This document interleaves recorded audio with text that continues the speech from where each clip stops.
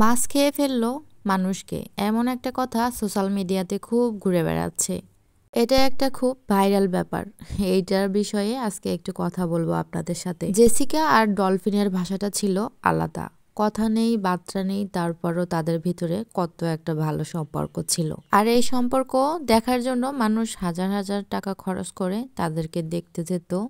শুধু এই খেলাটুকুই, দুজনের চোখে চোখে কথা হতো, ছোঁয়া লাগতো হৃদয়ের। কিন্তু একদিন জেসিকা 4 দিনের জন্য নিউ ইয়র্কে গেল। ডলফিনের কাছে 4 দিন ছিল মানে 4 শতাব্দীর মতো।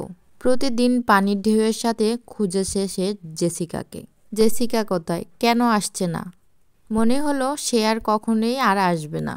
তারপর প্রতীক্ষা শেষ হলো। 4 দিন পর জেসিকা আসলো। ডলফিন শোয়ের মাঝখানেই তাকে দেখলো। এক দৌড়ে লাফিয়ে তাকে নিজের ভেতরেই টেনে নিল। মানুষ ভয় পেল, অবাক হলো।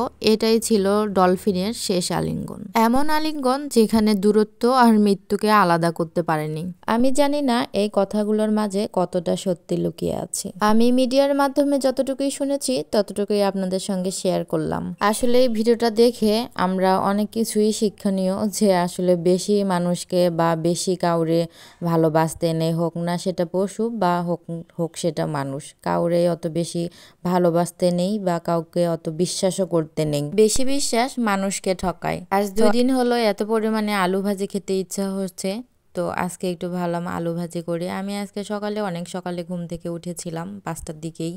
তো এজন্য নামাজ পড়ে আস্তে আস্তে করে হচ্ছে শাক বাছছি, আর প্লাস হচ্ছে আলুগুলো কেটে নিচ্ছি হাত দিয়ে ঝুরি করে।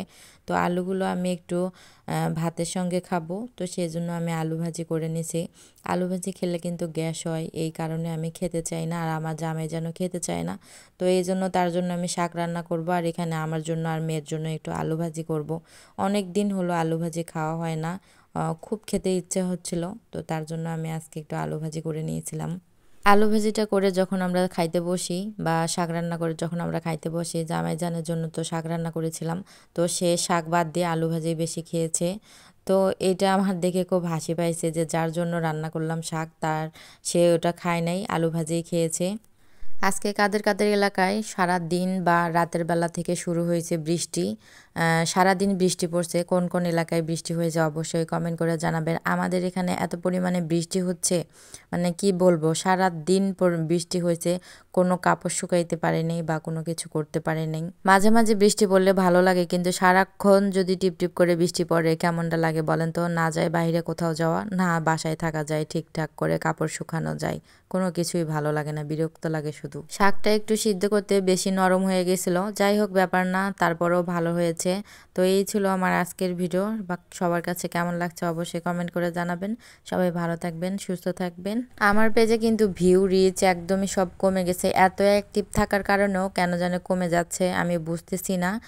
যতই অ্যাক্টিভ থাকার চেষ্টা করতেছি সব সময় কমেই যাচ্ছে। কি বলবো, আর এত কাজ করার পরেও যদি হচ্ছে লাল বাতি জ্বলে থাকে তখন কেমন লাগে বলেন? তো সবাই ভালো থাকবেন, সুস্থ থাকবেন।